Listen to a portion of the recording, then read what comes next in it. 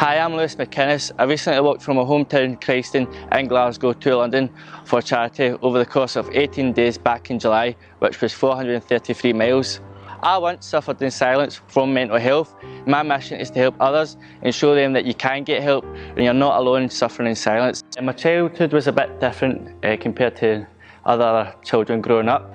I witnessed a lot of violence, and a lot of violence happened to myself. Never really knew my dad because he died when I was 3 years old.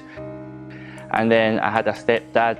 He passed away, and then I moved to my grandfather's house at the ages of 7, where he raised me, but because of bad health I went into care, and that's where my life started to spiral out of control. At the ages of 15 I tried to take my own life, and then again on my 16th birthday. I've always wanted to join the armed forces. My dad was in the army, and I've got his army hat as a remembrance from him. Now, because I've done that, the army looked at me and thought I was vulnerable and I wasn't medical fit to join the forces, and they rejected me.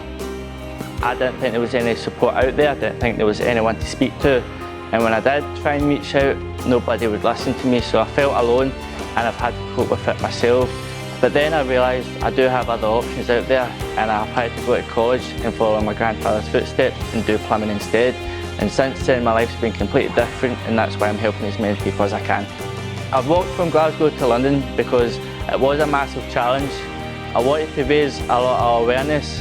I wanted to make a big impact. This walk was to prove to myself and others that thought, no, you're not fit enough. I was fit physically, but mentally they thought I wasn't. There was many days when I thought I couldn't do this walk anymore, but when I left on the first day I said failure wasn't an option.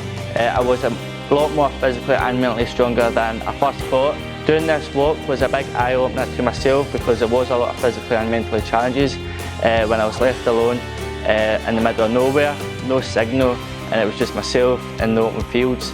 So that was a big challenge itself, but I overcame that hurdle, and I've proven to myself and I've proven to many others that did doubt me. When I finally arrived in London, I seen the skyscrapers walking through Camden, and I had mixed emotions. I was trying to hold back my tears.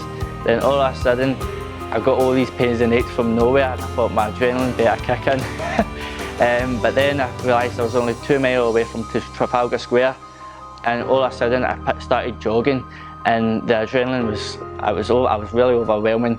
A bag of emotions, to say the least. So this walk will hopefully encourage others to get up and do something active and productive about their mental health. Now I'm trying to make a difference, and I know there's help out there, and hopefully what I've done will inspire many others to do something about their mental health.